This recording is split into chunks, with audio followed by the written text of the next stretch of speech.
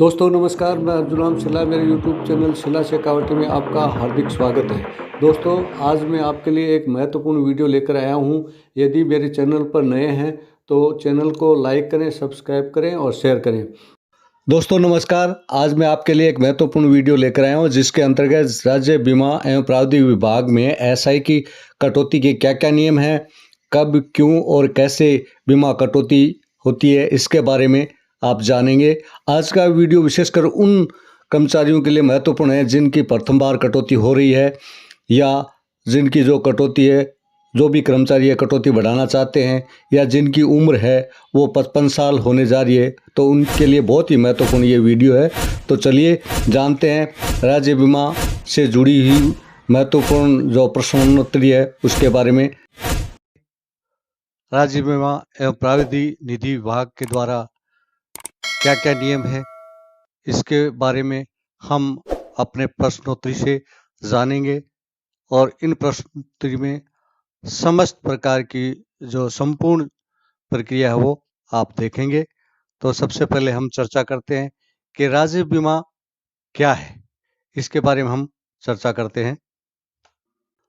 तो राज्य बीमा क्या है?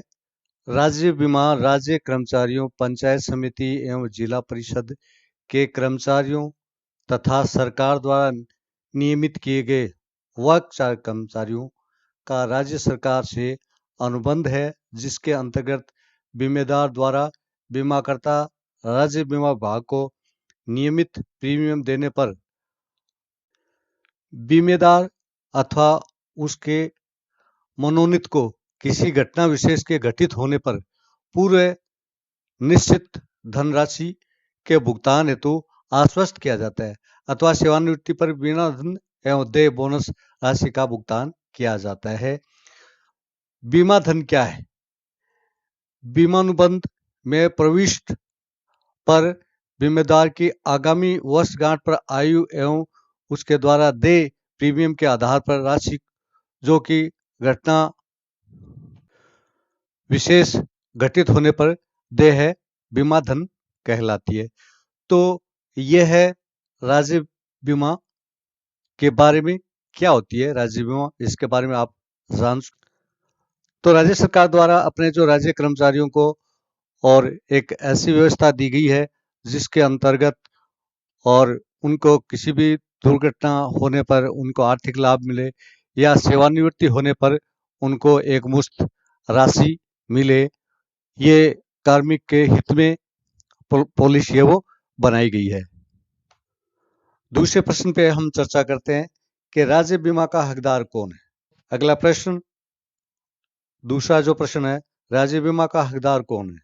राज्य बीमा का हकदार वही होगा जो अपनी प्रोबेशन पूरा होने के बाद में और एसआई की या राज्य बीमा की जो कटौती है वो करवाना शुरू कर देता है, वो इसका हकदार है।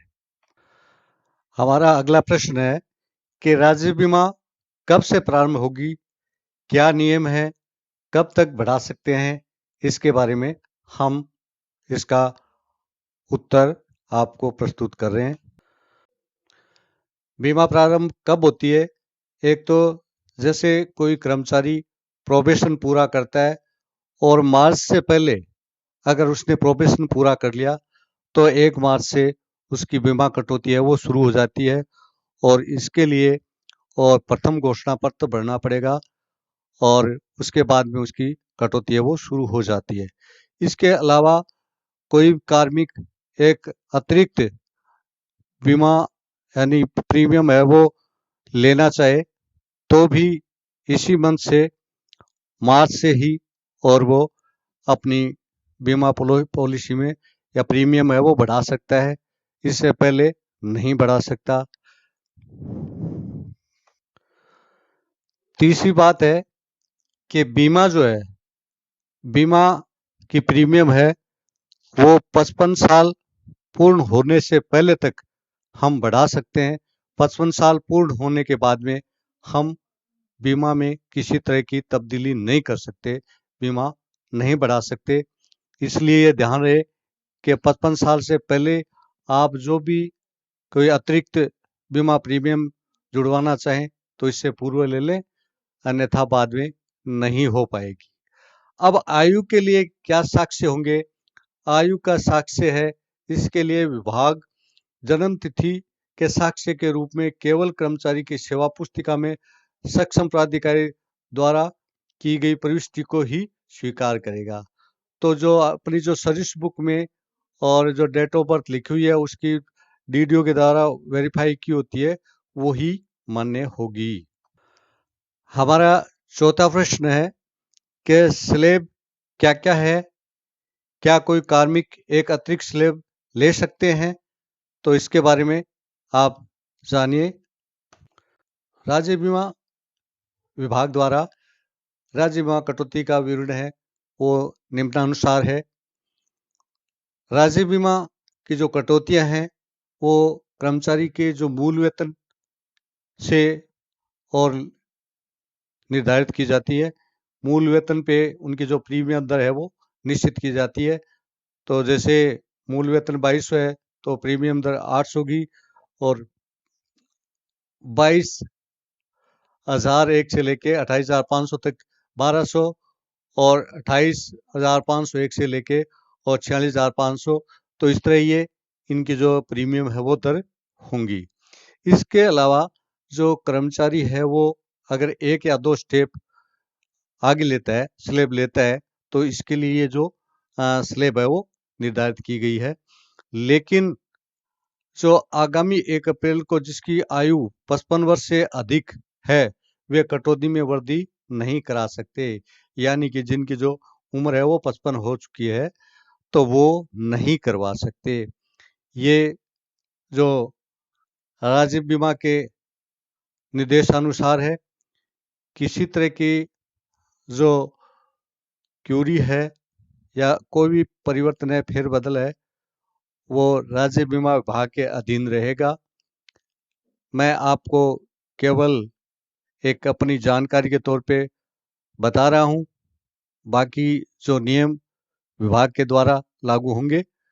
कटौती बढ़ाने के लिए कार्मिक को अपनी एसएसओ आईडी से फर्दर कॉन्टेक्ट ऑनलाइन सबमिट करके करना होगा। ऑनलाइन कटौती बढ़ाने के लिए हम एसओ से लॉगिन करेंगे। लॉगिन करने के बाद में होम पेज पे जो ऐसा ही लिखा हुआ है यहाँ पे क्लिक करेंगे, और इसके बाद में यहाँ पे क्लिक टू ट्रांजेक्शन इस पे क्लिक करेंगे। यहाँ पे क्लिक करने के बाद में जब नेक्स्ट पेज है वो खुलता है, यहाँ पे लिखा है डिक्लेरेशन। तो ये डिक्लेरेशन का ऑप्शन है, यहाँ पे क्लिक करेंगे। यहाँ पे जो ग्रीन पट्टी है इस पे क्लिक करने के बाद में यहाँ पे ये कटौती का जो पेज खुलता है, और यहाँ पे आप नीचे थोड़ा स्क्रॉल करके नीचे देखेंगे कि यहाँ पे और हम अपनी जो पहले की कटौती है, और अब नई जैसे पहले 5,000 है, अब इसको 7,000 करें तो इसको यहाँ पे और क्लिक करेंगे। यहाँ पे अब नीचे कॉर्नर में आधार ऑथेंटिकेशन का ऑप्शन दिया हुआ है, इसके क्लिक करके और आप अपनी पॉलिसी को सबमिट कर सकते हैं। तो ये SIPF द्वारा ये जो बीमा की जो प्रीमियम है उनका निर्धारण किया गया है। कोई अगर कार्मिक अतिरिक्त जो प्रीमियम कटवाना चाहता है तो वो अपने एसएसओ आईडी से फर्दर कॉन्टेक्ट में जाके और ऑनलाइन है वो सबमिट करके और अपनी जो कटौती है वो बढ़ा सकते हैं। हमारा छठा प्रश्न है कि आवश्यक दस्तावेज क्या हैं? आयु के साक्ष्य क्या हैं? राज्य बीमा को घटाने बढ़ाने या राज्य बीमा पॉलिसी जुड़वाने के लिए और आयु के लिए साक्ष्य क्या होंगे?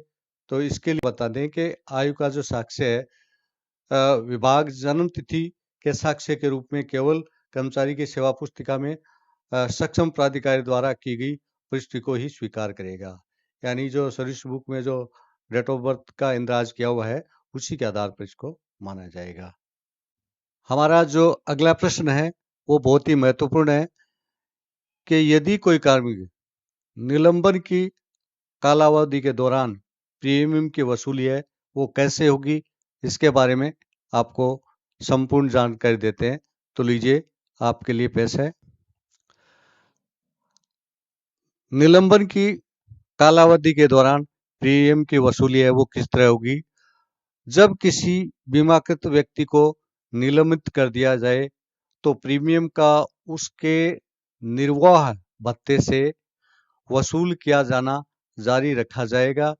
यदि उसके निलंबन की कालावधि के दौरान प्रीमियम की वसूली नहीं की जाती है तो वह उसके प्रीमियम देय होने की तारीख से जमा करने की तारीख तक 12% प्रति वर्ष की दर पर साधारण ब्याज सहित पॉलिसी पर ऋण के रूप में वसूली होगी। निलंबन कालावधि के दौरान पॉलिसी अस्तित्व में समझी जाएगी, यानी कि पॉलिसी बंद नहीं होगी। इसका मतलब ये है कि जो भी कोई कर्मचारी अगर सस्पेंड होता है तो उसका जो भी भत्ता मिलता है उसे जो बीमा की जो प्रीमियम है वो जारी रहती है। और यदि निलंबन के दौरान यदि प्रीमियम की वसूली नहीं होती है तो उस प्रीमियम देय होने की तारीख से और जब जमा होती है, जब से बंद है तब से लेके जब जमा होती है तब तक 12% ब्याज की दर से वो पॉलिसी है वो ब्याज है वो वसूल करता है। लेकिन ध्यान रहे कि इस दौरान पॉलिसी है वो अस्तित्व में रहेगी, पॉलिसी बंद नहीं होगी। तो लीजिए हमारा अगला प्रश्न है, अगर पॉलिसी बॉन्ड कटा फटा हो तो क्या करें? इसके लिए आप जानेंगे क्या नियम होगा। यदि किसी कार्मिक का मूल पॉलिसी बॉन्ड कटा फटा हो तो राज्य बीमा जिला उपनिदेशक के नाम 50 रुपये का चालान कटवाकर और अपना नया जो पॉलिसी बॉन्ड है वो प्राप्त कर सकते हैं। हमारा अगला प्रश्न है, अगर पॉलिसी बॉन्ड खो गया हो तो नया प्राप्त कैसे करें? उसकी क्या प्रक्रिया है? तो इस प्रक्रिया के लिए जानिए। यदि किसी कार्मिक का मूल पॉलिसी बॉन्ड गुम हो जाता है तो राज्य बीमा जिला उपनिदेशक के नाम और 100 रुपये का चालान कटवा कर नया जो डुप्लीकेट पॉलिसी बॉन्ड है वो प्राप्त कर सकते हैं। राज्य बीमा विभाग अपने कर्मचारियों के लिए एक लोन की सुविधा भी रखता है। तो वो लोन किस तरह से हमें मिलेगा, इसके लिए आप इस प्रक्रिया को जानेंगे। प्रश्न 11 है कि राज्य बीमा पॉलिसी पर लोन कितना मिलेगा? आपको लोन कितना मिलेगा इसकी जो गणना है वो SIPF के जो डिपार्टमेंट के द्वारा निर्धारित किया गया जो नियम है उसके अकॉर्डिंग ही आपको लोन मिलेगा। आप अपनी बीमा पॉलिसी पर आपको कितना लोन मिलेगा, कितना लोन है वो स्वीकृत होगा, इसके जो नियम है उसके हिसाब से ही आपको लोन है वो स्वीकृत होगा। तो इनके अनुसार बीमित व्यक्ति ऋण के लिए ऑनलाइन आवेदन जमा कराने पर सरेंडर मूल्य के 90% और अर्जित बोनस की सीमा तक ऋण प्राप्त करने का हकदार होगा। यानी जो भी सरेंडर वैल्यू का 90% है वो हमें लोन मिल सकता है। बीमित व्यक्ति के अनुरोध पर ऋण 60 समान मासिक किस्तों में या कम किस्तों में वितरित किया जाएगा। किस्तें ऋण निकासी के पहले महीने के वेतन से शुरू होंगी।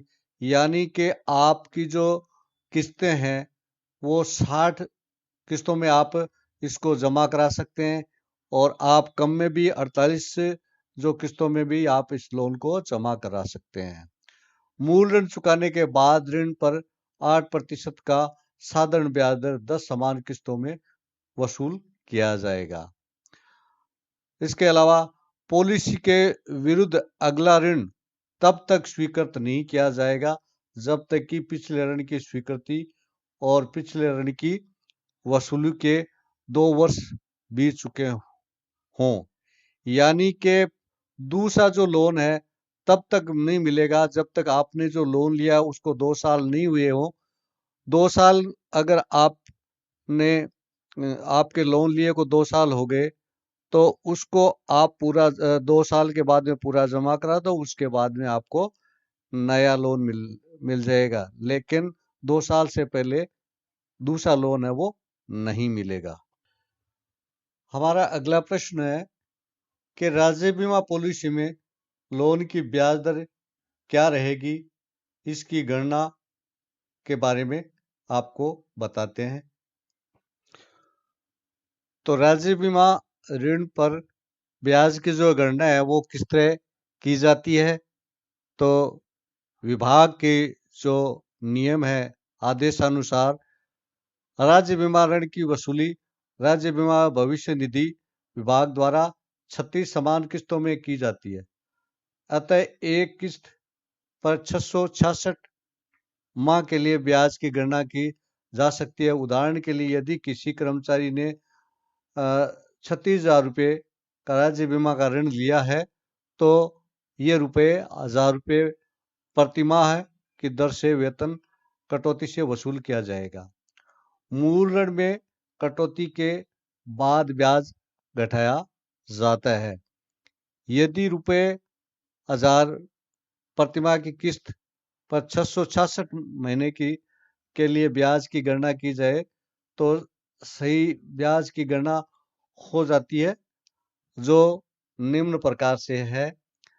तो 1,000 किस्त मल्टीप्लाई बाई 666 और इसके बाद में महीने और मल्टीप्लाई बाई 9.5 वार्षिक ब्याज की दर जो है उससे ये जो 1,200 बनते हैं और उसके बाद में 5,200 रुपये ब्याज होगा। इसी प्रकार बैंक ऋण पर भी ब्याज की गणना की जा सकती है।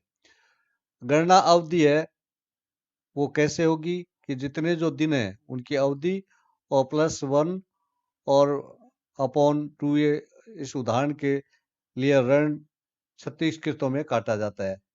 तो 36 मल्टीप्लाई बाई 37 और डिवाइड बाई 2 और 666। यदि वसूली 60 किस्तों में की जा रही है तो 60 multiply by 60 multiply by 61 equal to ये 1830 माह की पहली किस्त का ब्याज पूरे ऋण ब्याज के बराबर होगा। तो इस तरह ये जो इनकी जो कैलकुलेशन है उनका तरीका ये रहेगा। ये जो गणना है विभाग के द्वारा जो भी की जाती है वो ही अधिकृत होगा। मैंने अपने वीडियो में आपको इस जानकारी के लिए बताया है। वीडियो में अंत तक मेरे साथ जुड़े रहे इसके लिए आपको बहुत बहुत धन्यवाद। मेरे चैनल को लाइक करें, शेयर करें, सब्सक्राइब करें और बेल आइकन को दबाएं ताकि आने वाले